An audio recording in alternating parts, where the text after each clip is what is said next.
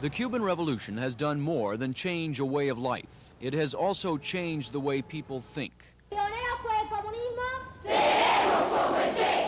School children are taught that the United States is the enemy.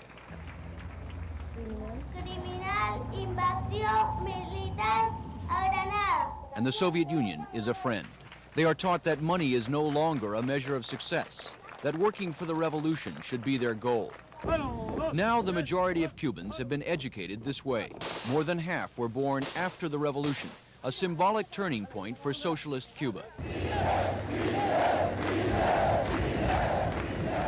25 years ago, when Fidel Castro, the guerrilla leader, rode into Havana triumphant, he was greeted by thousands.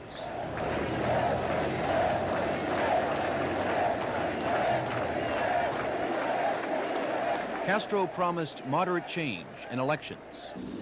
But today, Cuba is a Soviet outpost in the Caribbean, receiving $4 billion in Soviet aid each year.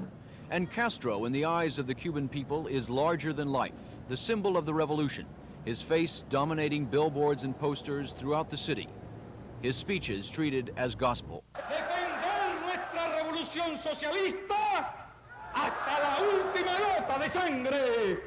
Patria o muerte, venceremos. The revolution has done much for the very poor here. There are more hospitals. Healthcare is free. And the majority of Cubans don't have to pay anything for their housing. Much has changed in Cuba since 1959.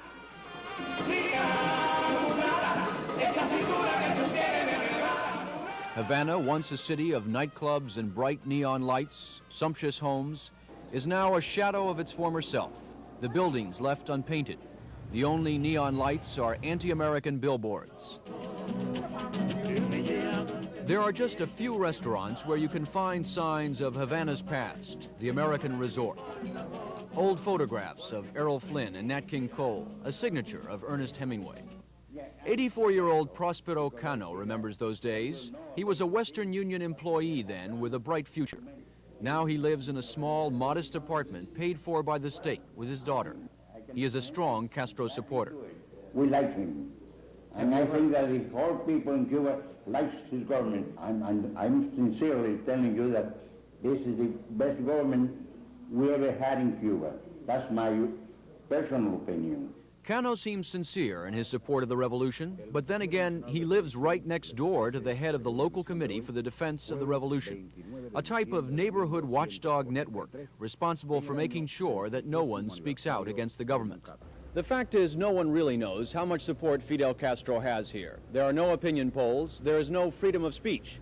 The only people who will agree to talk to reporters are those that speak favorably of the revolution. U.S. diplomats here estimate that there are hundreds of thousands of Cubans who, if given a chance, would leave. Certainly there is much hardship here. There are long food lines, and there are periodic shortages of meat and vegetables. But for most, life is better than it used to be, if only slightly. That's the case of Victoria Ramos, a grandmother who says her sacrifices are worthwhile for the children. For most Cubans, that is what keeps them from losing faith in the revolution. The hope for the children. Robin Lloyd, NBC News, Havana.